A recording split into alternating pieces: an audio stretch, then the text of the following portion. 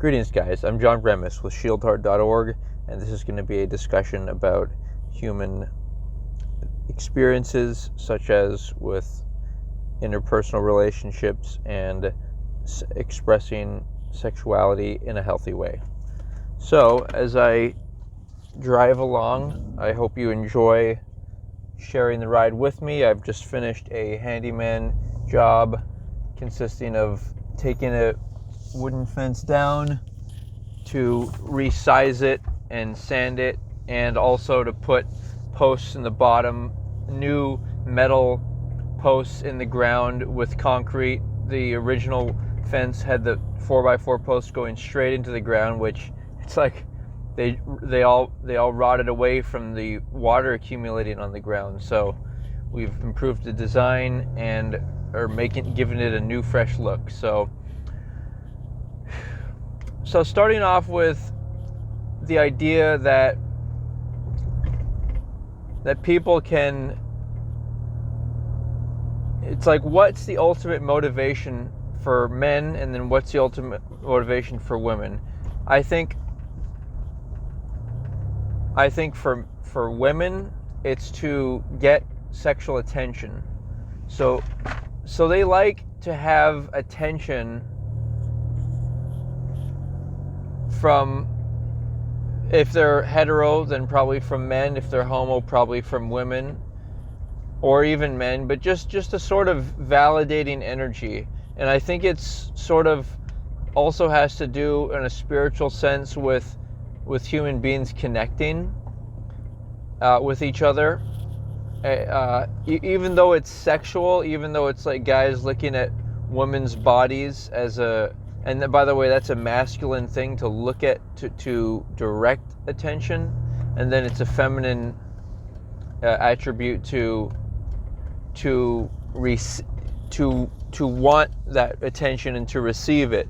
So that's why when men start, hoping women are going to compliment them, or they start like paying a lot of attention to stuff like their hair, or men might, maybe if they're wearing tighter clothing, or always trying to show off their muscles, or hoping women will, like focus on their genitals. All of that is feminine behavior, and it may be fun in the context of like the bedroom, but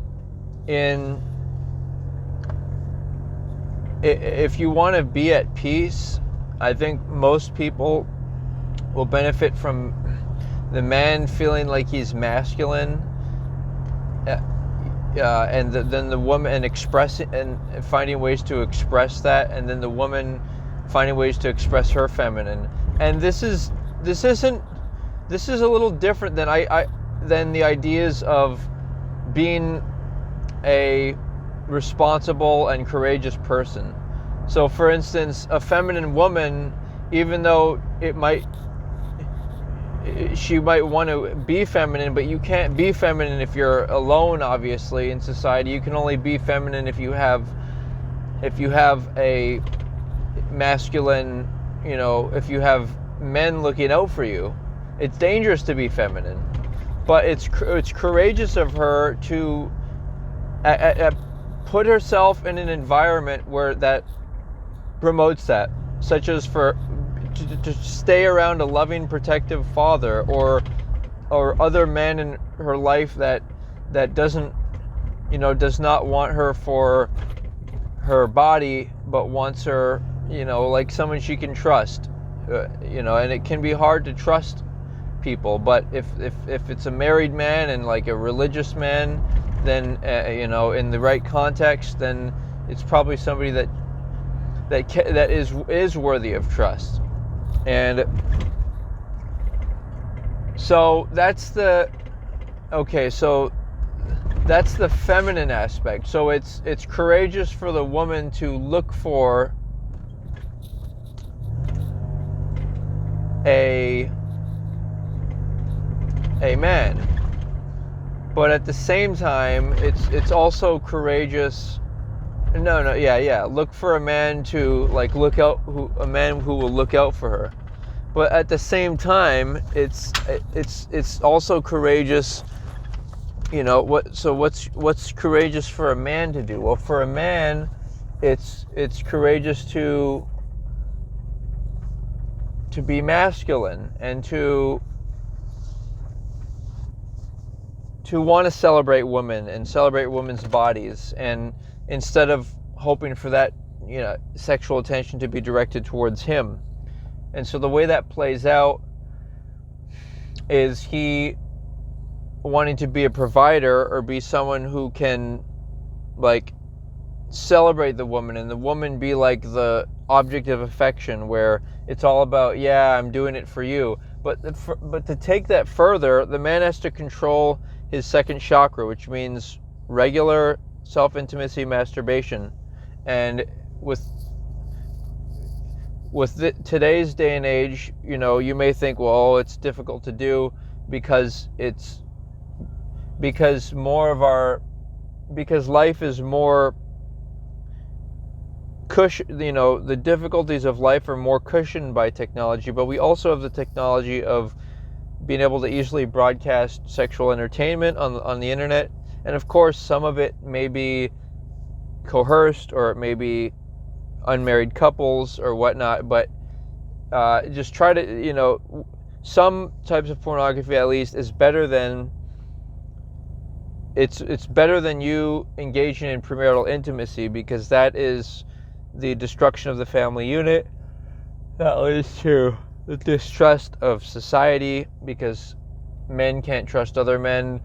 Older men are trying to seduce younger women. People aren't choosing people that they would marry, but just for sex. And everyone's distracting and confusing each other in the physical realm. But we can supersede that by again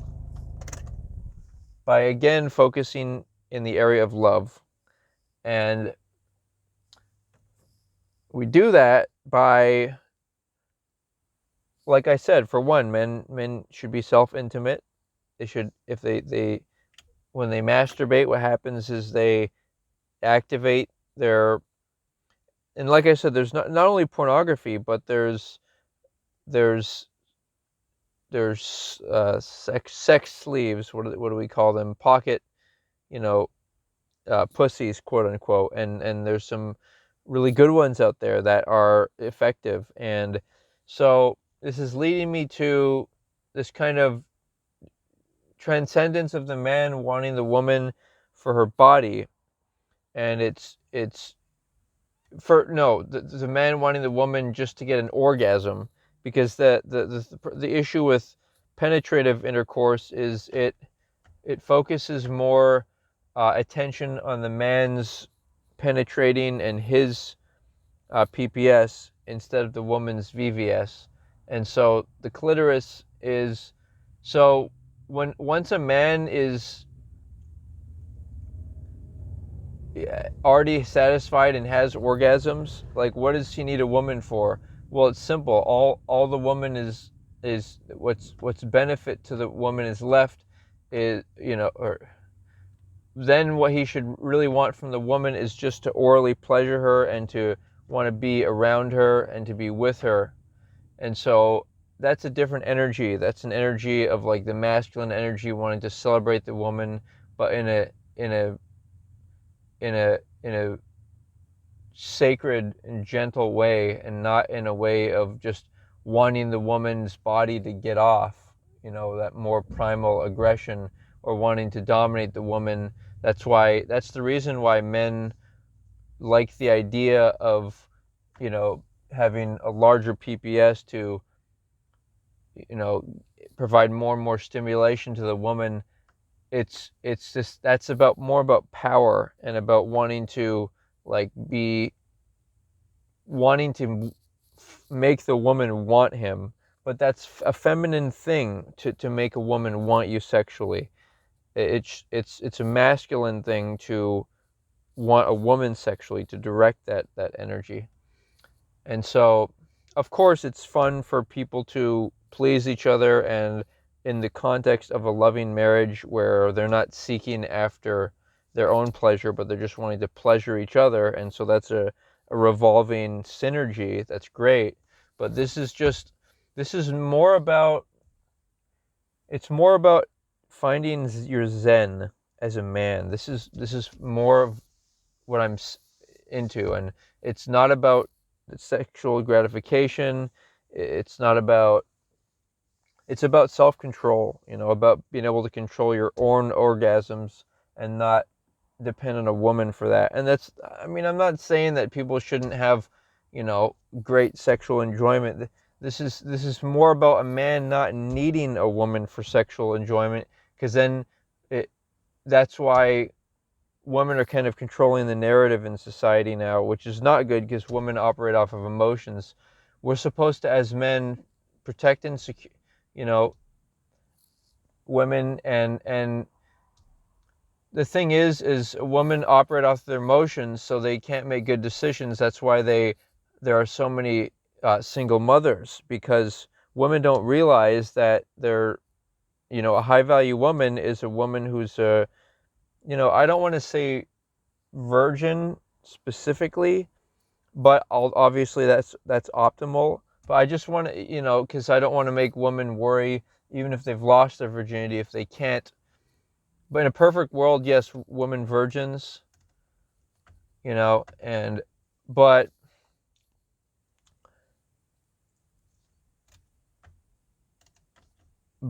the thing is, going beyond that, the issue is, it's like virginity and purity, and see, women burn out their oxytocin, it's a chemical that they get released during sexual acts, where it makes them bond to the man, and they do the same thing, I think, when they bond to their child. And so that's kind of the darker side of woman. Even though it may seem good on the surface, it's sort of this it's sort of this kind of heavy material attachment to other people, and it's better to be attached to people on the basis of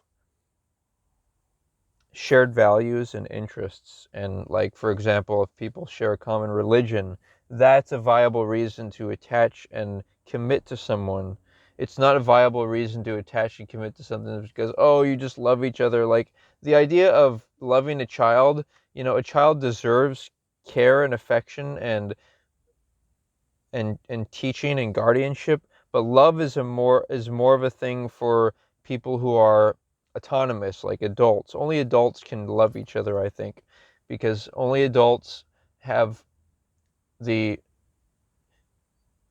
the the independence and the sovereign mind to say that, what, we both choose this religion, so therefore, or culture or spiritual path, we both choose this, so therefore we are committing to each other on those grounds, and not on the grounds of just biological similarity, because the whole biological similarity thing, that doesn't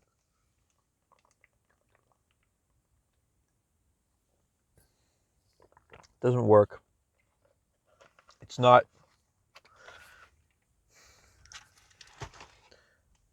not guaranteed. you know it's not.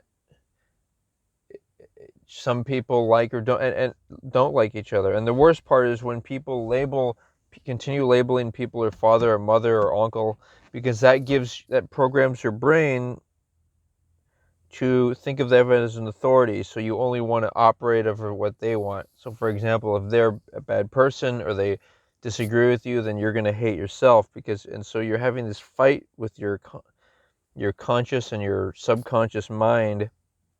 So, and you don't want to do that. You want to be your own authority. Never label somebody your father, mother as an adult. Uh, Even like my children, I want them to label me on a first name basis and have respect for me. And like, if they don't respect me, then I'll kick them out of my house. But I don't even plan to have children yet. Partly because I'm still refining myself financially and emotionally, but also because I this society needs to be improved before I would ever want to bring children into it. And there's lots of children that that could use guardianship. So maybe adoption is a good option. Especially, I just resent how so many people turn to pets instead of maybe adopting one child, or even going to a daycare center and volunteering to be with younger kids, and support them. Okay, so all of that, right? Now, to put it all together, there's this idea of marriage, and how do people act when they're married? They act like they're have somebody that they respect, and so they somebody to live for. Like they'll be more careful at work. They'll not worry if people don't like them. These fundamental things. They'll not worry if people think they're sexually attractive or not.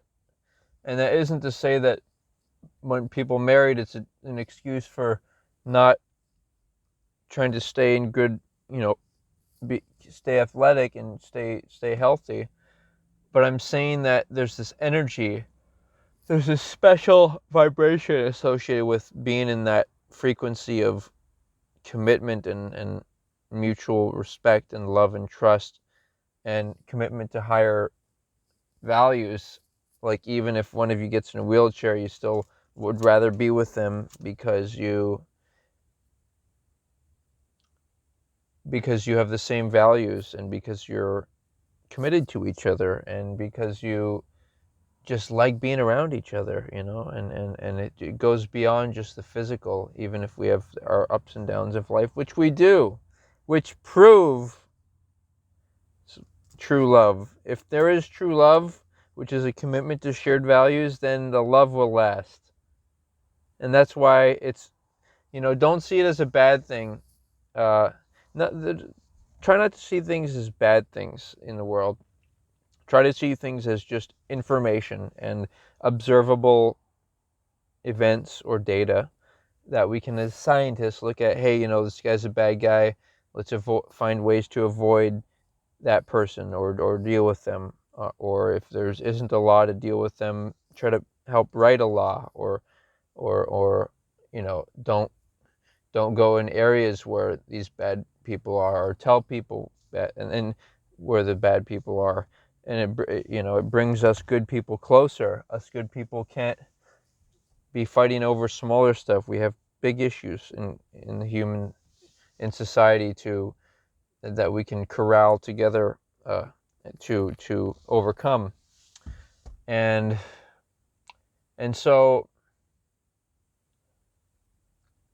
one of those issues is, like I was saying, true love. It's this commitment to something bigger than yourself. And when you have a spouse, you experience that. But the whole point of my shield heart idea is that you're protecting your heart and you're living for your spouse even prior to meeting them. It's like you're very selective. Just like when you see someone smoking cigarettes, that's a turnoff, right? Well, let's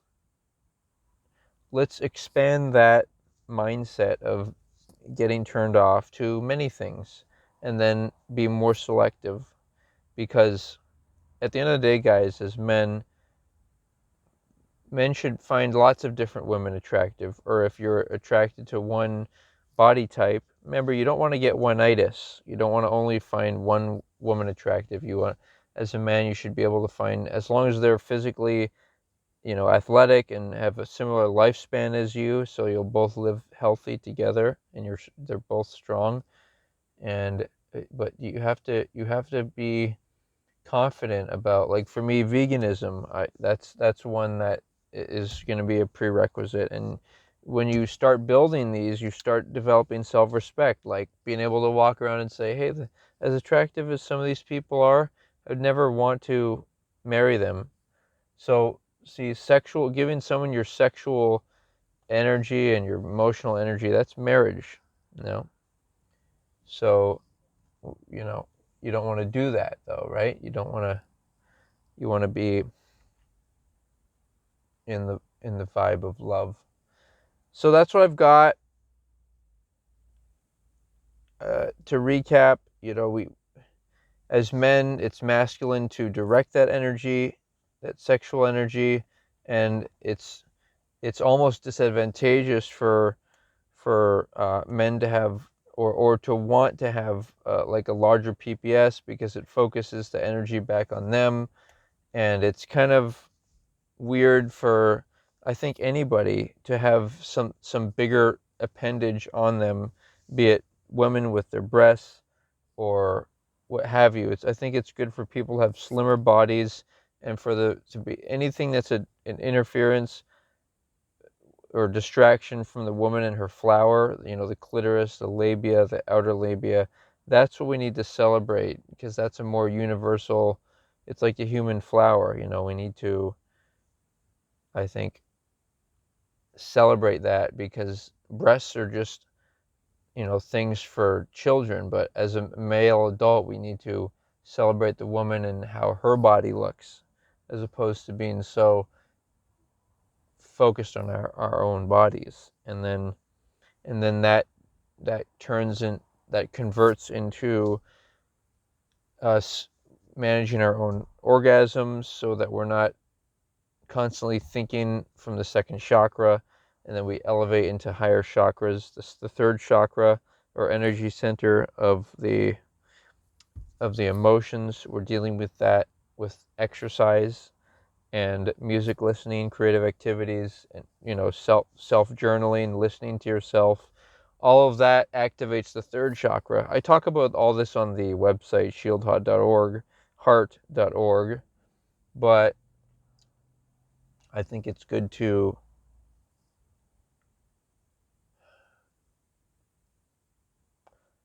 yeah. So then after the third energy center, if you will, third chakra, then what's the fourth one? It's the heart. So that's how you get to the heart. And you got to do this every single day. Meet your basic needs, sexual desires, and emotional wants. And then you get into this heart space where and of course, you don't want to stay in that heart space all the time, like in public. It might be dangerous. You might want to revert to this first chakra, and be careful and defensive, and not just playful and trying to, love everyone, quote unquote. Uh, be cautious. Uh, but that being considered, so the essence here is this: it's for men to be stoic and in the energy of Zen, and to provide a place for women to actually be able to be feminine, and that it's more courageous for women to want to be that, and to get themselves into environments for that. But women should also be taught, of course, right? They should be taught, and they should wear clothing that allows them to fight or flight, and actually realize that a lot of times they can't fight or hurt a man, so flight. But women should be able to do stuff, obviously be educated, have a bank account, but that's going to have to, that's going to, uh,